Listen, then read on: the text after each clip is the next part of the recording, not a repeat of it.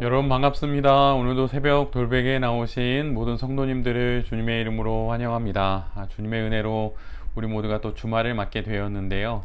오늘도 또 예레미야서 또 마지막 말씀 함께 묵상하고 또 이 말씀으로 이 하루도 잘 살아가는 우리 모두가 되기를 간절히 바랍니다.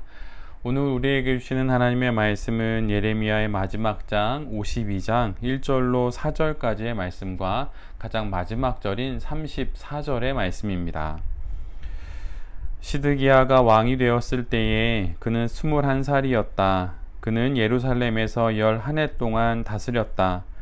그의 어머니 하무달은 림나 출신으로 예레미야의 딸이다. 그는 여호야김이 하였던 것과 똑같이 주님께서 보시기에 악한 일을 하였다. 예루살렘과 유다가 주님을 그토록 진노하시게 하였기 때문에 주님께서는 마침내 그들을 주님 앞에서 쫓아내셨다. 시드기야가 바빌로니아 왕에게 반기를 들었으므로 시드기야 왕 제9년 열째 달 10일에 바빌로니아 왕 느부갓네살이 그의 모든 군대를 거느리고 예루살렘을 치러 올라와서 도성을 포위하고 도성 안을 공격하려고 성벽 바깥 사방에 흙 언덕을 쌓았다. 마지막 절 34절입니다. 여호야긴의 생계비는 그가 죽을 때까지 매일 일정하게 그의 일생 동안 끊이지 않고 바빌로니아 왕이 그에게 대주었다. 아멘. 오늘은 예레미야의 가장 마지막 장인 52장의 말씀을 갖고 불씨를 다시 지피다, 불씨를 다시 지피다 이런 제목으로 함께 하나님 말씀을 나누도록 하겠습니다. 예레미야의 마지막 장인 52장이 오늘의 말씀입니다. 그런데 이 52장은 예레미야서에게 있어서는 부록과 같은 말씀입니다. 선지자 예레미야의 예언은 사실 51장으로 끝나게 됩니다. 그래서 51장 64절 가장 마지막 절은 이렇게 기록하지요. 여기까지가 예레미야의 말이다. 예레미야의 말이 끝났다면 당연히 예레미야서도 끝나야 할 것입니다. 그런데 52장이 기록됩니다. 예루살렘이 함락되던 상황이 다시 재진술되고 있고 시드기야 왕의 최후가 기록됩니다. 그런데 그렇게 기록되는 말씀의 어조가 이전과는 사뭇 다릅니다. 매우 담담하게 기록됩니다. 우리 모두가 잘 알다시피 예레미야는 눈물의 선지자로 잘 알려져 있습니다. 그럴 정도로 예레미야 1장부터 51장까지 하나님의 애끓는 감정이 한없이 묻어나던 예언의 말씀은 온데간데 없이 사라집니다. 그리고 매우 건조하게 유다의 마지막을 기술합니다. 결국 바빌로니아에 의해서 유다는 함락이 됩니다. 그런데 유다가 패망한 이유는 국력이 약해서도 아니고 국제 정세가 변해서도 아닙니다. 패망의 이유는 바로 하나님의 말씀을 따르지 않았기 때문입니다. 만약 세속의 역사가라면 유다의 이러한 모습을 보고 고대 근동의 급변하는 정세를 제대로 따라가지 못한 어리석은 지도자와 또 그 백성들의 최후 정도로 기록할지 모릅니다. 그러나 구원의 역사를 볼 때 이 모든 일들은 하나님의 뜻을 따르지 않은 불순종의 결과입니다. 이처럼 같은 현상이지만 이를 해석하는 눈이 이와 같이 다른 것입니다. 예레미야서는 하나님의 말씀이 역사가 된 것입니다.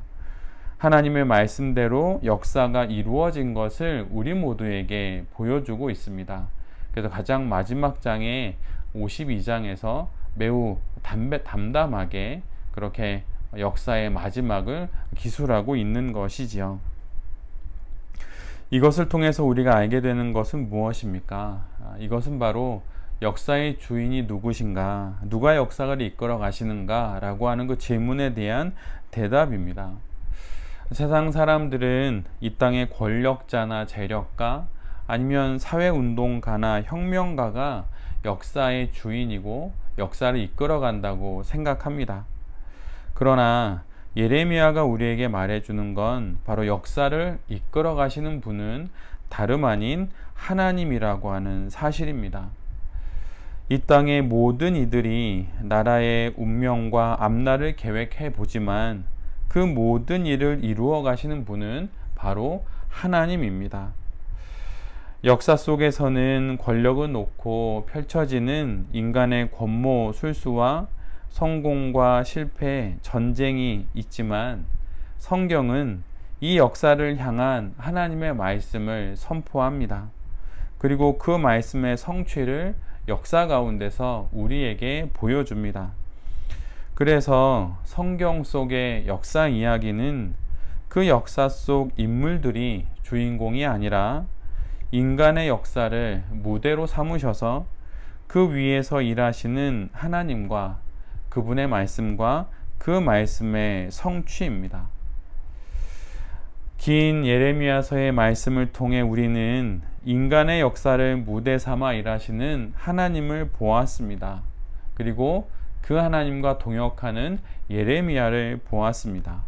그리고 마침내 성취되는 하나님의 말씀을 봅니다. 이처럼 역사의 주인은 하나님이십니다. 그리고 이 하나님께서 큰 인류의 역사뿐만 아니라 우리나라의 역사의 주인이시기도 하며 또한 우리 인생의 주인이시기도 한 것입니다. 주님의 뜻을 어긴 유다의 패망과 바빌로니아와 열방들의 패망을 보면서 우리가 살아가야 할 길을 이제 우리가 정해야 할 때가 된 것입니다.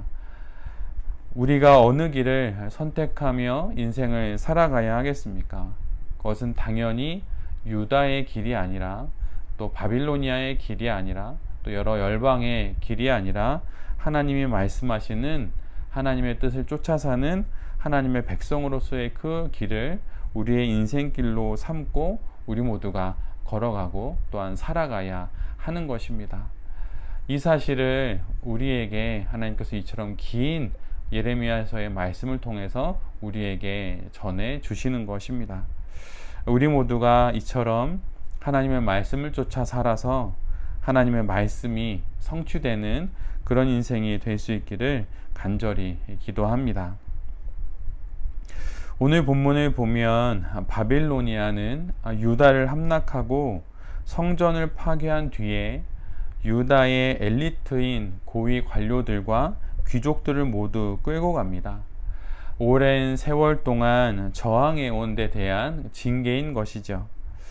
자료에 의하면 느부갓네살은 약 3차례에 걸쳐서 4,600명에 이르는 사람들을 포로로 바빌로니아에 끌고 갑니다. 그리고 유다에는 가난한 사람들만을 남겨놓게 되지요. 유다 사회의 가장 밑바닥에 있는 사람들만 마치 전쟁의 패잔병처럼 그렇게 유다 땅에 남겨놓습니다. 이렇게 유다는 패망하고 마는 것이지요. 그런데 여기서 예레미야 서는 매우 엉뚱하게도 이미 오래전 유다의 역사에서 사라진 한 사람을 언급하는 것으로 52장의 긴 대단원을 마무리 짓게 됩니다. 그는 시드기야 이전에 바빌로니아로 끌려간 왕인 바로 여호야긴입니다. 그는 바빌로니아에 끌려가 37년 동안 감옥에 있었습니다. 37년입니다. 지금이 2024년이니 37년이라고 하면 1987년인 것입니다. 그때 잡혀가서 37년 동안 감옥에 있다가 올해를 맞이하게 된 것이지요. 그런데 바빌로니아의 새로운 왕인 에밀 무로닥이 왕위에 오르면서 여호야긴을 감옥에서 풀어줍니다. 그리고 그는 여호야긴의 지위를 높여서 제국의 다양한 지역에서 잡혀온 다른 왕들보다 높은 예우를 해줍니다. 죄수의 의복을 벗기고 왕 앞에서 음식을 함께 나누어 먹게 합니다. 그리고 죽는 날까지 바빌로니아 왕의 후원과 지원을 받으면서 살게 됩니다. 여호야긴의 이 모습은 비극적인 최후를 맞은 시드기야와 참으로 비교가 됩니다. 마치 영화의 다음 후속편을 예고하듯이 그렇게 예레미야는 여호야긴을 이야기함으로 그 내용이 끝나게 됩니다.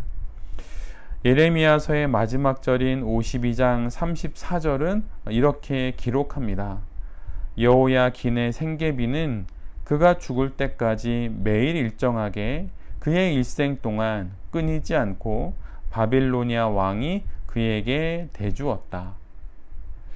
심은 것을 뽑기도 하시고 또 세운 것을 헐기도 하시는 하나님께서 유다를 향해 희망의 불씨를 이렇게 남겨두신 것입니다.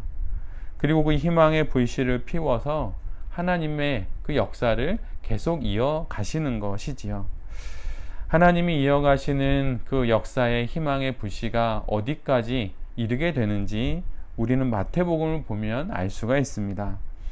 마태복음 1장은 우리 모두가 잘 알다시피 예수님의 족보입니다. 그런데 그 1장 12절은 이렇게 기록됩니다. 예루살렘 주민이 바빌론으로 끌려간 뒤에 여고냐는 스알디엘을 낳고 스알디엘은 수룹바벨을 낳았다. 유다가 멸망하여 모든 이들이 바빌로니아로 끌려갑니다. 바로 예레미야서의 내용을 그대로 기록하고 있는 것이죠. 그런데 그렇게 끌려간 뒤에 마태복음이 기록하고 있는 그 왕은 여고냐입니다. 그런데 바로 이 여고냐가 여호야긴의 다른 이름입니다. 하나님은 유다의 마지막 왕인 시드기야가 아니라 포로로 잡혀간 왕 37년 동안 감옥에 있었던 왕인 여호야긴을 통해 다시 하나님의 역사를 쓰시고 있음을 우리 모두에게 마태복음에서 보여줍니다. 그리고 마태복음 1장 12절의 이 말씀은 여러 사람을 이어가다가 마침내 16절에 이르러 이렇게 기록합니다. 야곱은 마리아의 남편 요셉을 낳았다. 마리아에게서 그리스도라고 하는 예수가 태어나셨다. 하나님께서 하나님의 역사에 불씨를 피워 그 불씨를 이어감으로 말미암아 결국은 여호야긴을 지나 예수 그리스도에까지 이르게 되는 것입니다. 하나님은 이처럼 인류의 역사와 또 모든 구원 역사의 불씨를 지펴서 이렇게 우리를 구원하시는 일을 하나님께서 이런 식으로 해나가고 계신 것이지요. 예레미야서의 가장 마지막 절에 조금은 뜬금없이 37년 전 감옥에 잡혀갔던, 감옥에 갇혀있던 여호야긴이 다시 마지막으로 기록되며 예레미야서가 마무리되는 이유는 바로 그 여호야긴을 통하여서 예수 그리스도로까지 구원의 불씨가 이어지기 때문입니다. 이것을 통해서 하나님께서는 우리 모두에게 예레미야서의 말씀이 우리를 심판하고 우리를 징계하는 것이 아니라 참된 희망의 불씨를 여전히 우리에게 지피우고 있으시다고 하는 것을 우리에게 보여주시는 것입니다. 우리가 하나님의 뜻에 순종하는 한 그러기에 우리에게는 소망이 있고 또 우리에게는 희망이 있습니다. 여호야긴처럼 말이죠. 지금껏 52장에 이르는 예레미야서의 말씀을 통해 우리는 역사의 주인은 하나님이시라는 것을 새롭게 알게 됩니다. 권력자와 정치인이 아니라 하나님이 인류의 역사를 써내려가고 계십니다. 그리고 역사의 주인이신 하나님께서 우리 인생의 주인이시기도 하시고 또한 우리 인생을 하나님이 인도하십니다. 그리고 그 어떤 희망도 찾을 수 없는 그때에 하나님은 37년 전 바빌로니아에 끌려간 여호야긴, 감옥에 갇혀있던 여호야긴에게서 희망의 불씨를 피우기 시작하십니다. 그리고 그 불씨는 예수 그리스도로 이어지게 되지요. 우리 인생에도 하나님께서 이렇게 희망의 불씨를 피우고 계십니다. 아니, 어쩌면 우리에겐 이미 희망의 불씨가 있다고 말하는 것이 맞는 것이겠죠. 왜냐하면 우리 안에 예수 그리스도가 계시기 때문입니다. 그러기에 여러분, 오늘의 말씀을 붙잡고 다시 한번 용기를 내고 다시 한번 힘을 내는 우리 모두가 되기를 간절히 빕니다. 우리 안에 희망의 빛이 되시는 예수 그리스도가 있습니다. 오늘로써 긴 예레미야서 묵상이 끝납니다.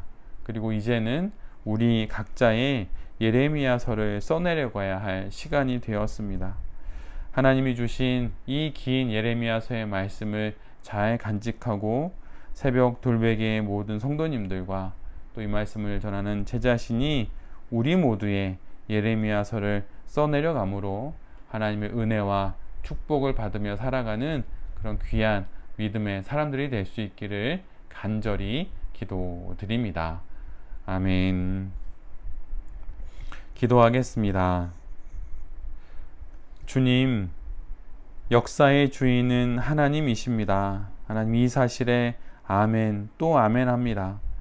이 땅의 모든 정권과 권력들이 하나님의 통치 아래에 있음을 고백합니다. 주님, 통치하여 주시옵소서. 그리고 우리 각자의 인생도 통치하여 주시옵소서.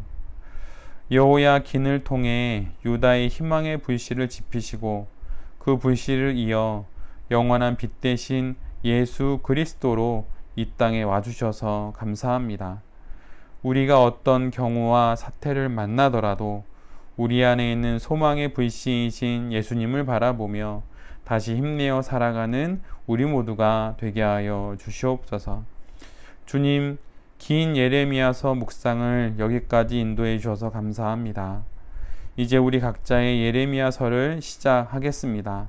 하나님의 예언의 말씀을 하나도 빼놓지 않고 받아 적는 우리 각자의 예레미야서가 오늘부터 시작되게 하여 주시옵소서. 주님, 우리 모두를 인도하여 주시옵소서. 이 모든 말씀 예수 그리스도의 이름으로 기도드립니다. 아멘.